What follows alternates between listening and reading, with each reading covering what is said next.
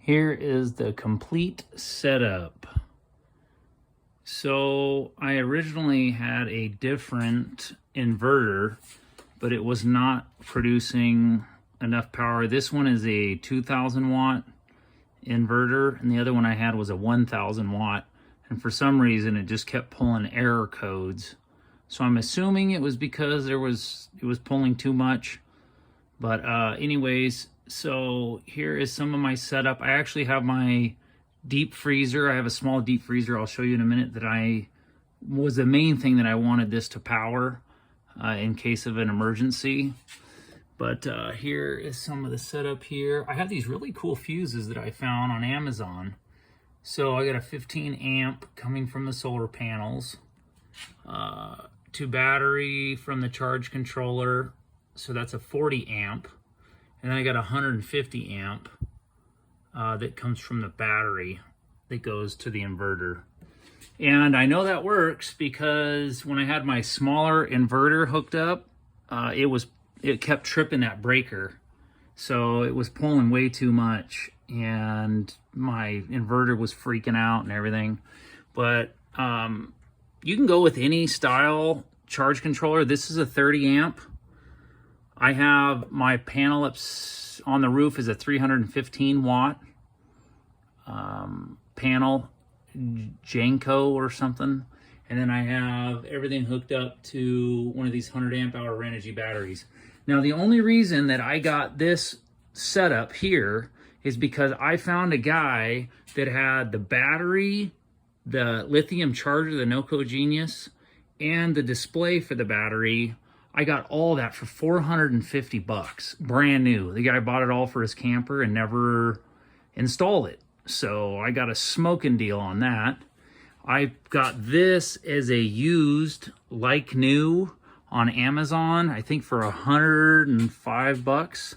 And it includes a temp sensor, but I don't need it with the Renogy battery because it has it's a smart battery, and I think it has low power or low temperature shut off thing.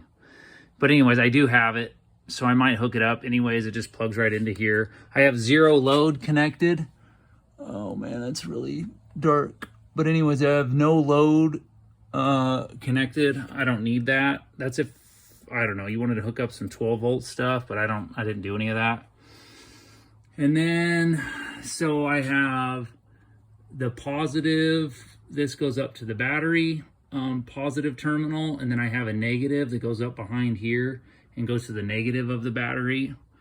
And this is the wires coming from my solar panels. Anyways, I got them coming up. Oh, there you can see it up through the ceiling. They just come down. I need to tidy up some of this. But anyway, so far, I tried to hook, I'll show you my fridge and my freezer. But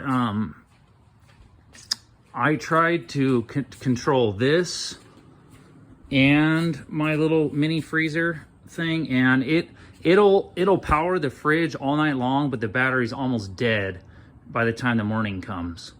So I've been running it for 2 days now, solely with just the baby freezer, and it's working. It's able to charge all night. These things, if you ever want to run something off of solar, these little tiny freezers, oh my gosh, they take so little power, it's crazy.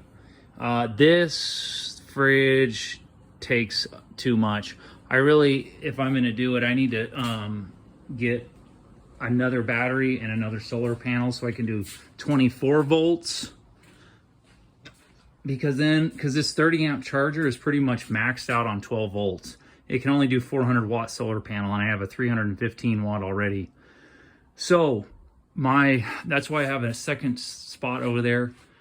I don't know if unless I can find another smoking deal on a Renogy battery, I might end up with the Ampere Time one from Amazon because they've been fluctuating in price.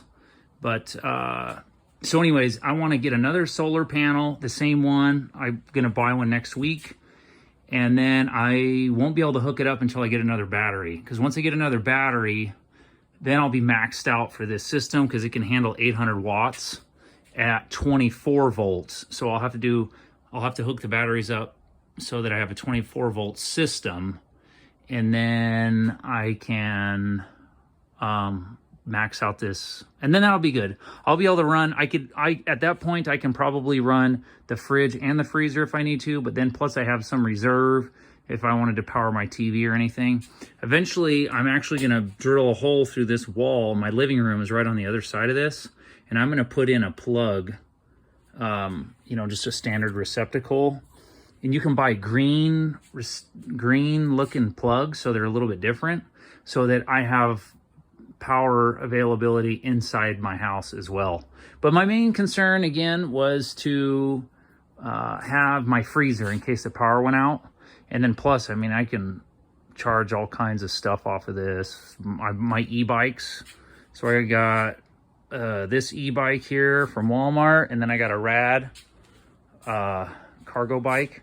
So between those two, I can charge both of them off of my system.